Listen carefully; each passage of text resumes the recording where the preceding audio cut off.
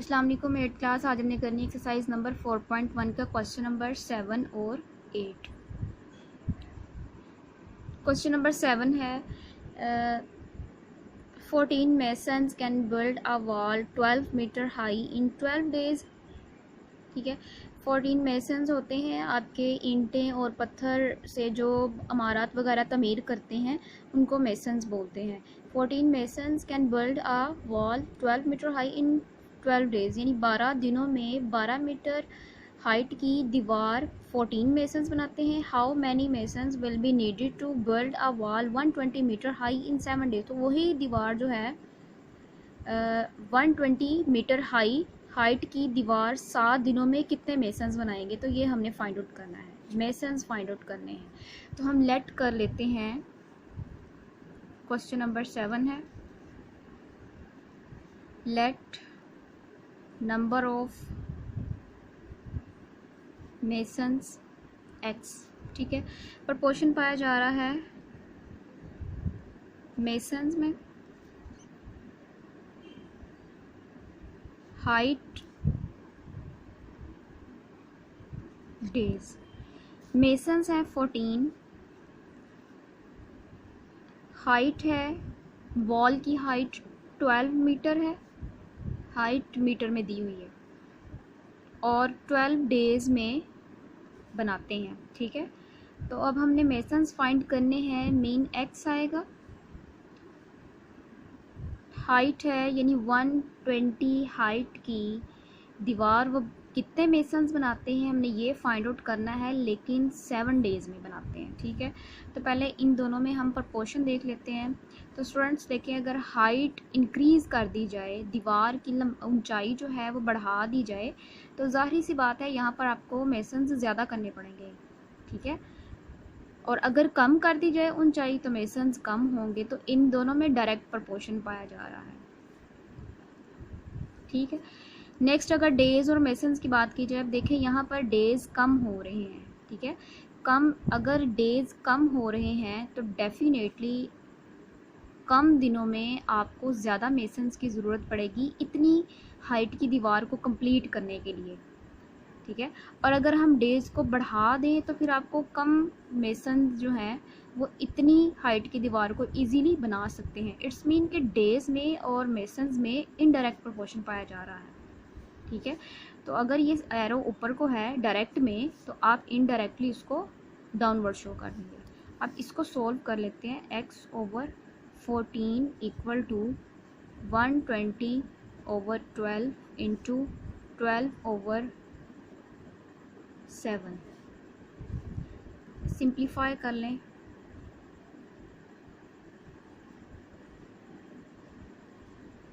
Fourteen इधर आकर multiply हो जाएगा। 7 1 ज़ा 7, 7 2 ज़ा 14, 12 से कैंसिल हो जाएगा। ठीक है, ये 2 कैंसिल नहीं होगा, ये एज इट इज़ रहेगा।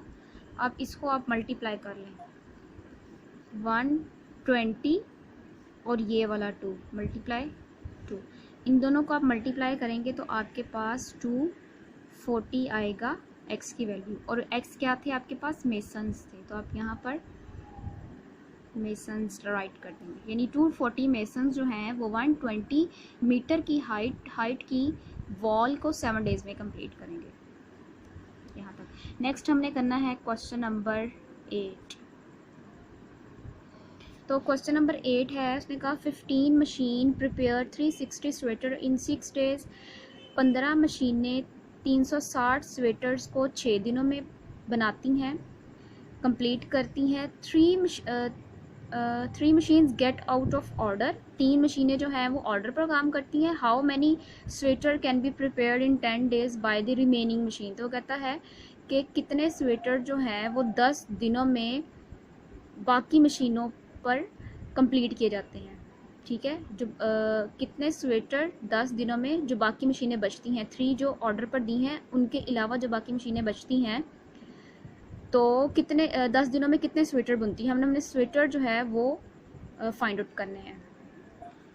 ठीक है, लेट द नंबर ऑफ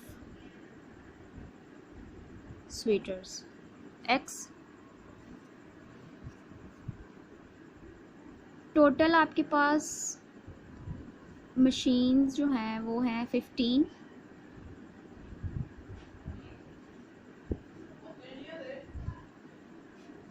है।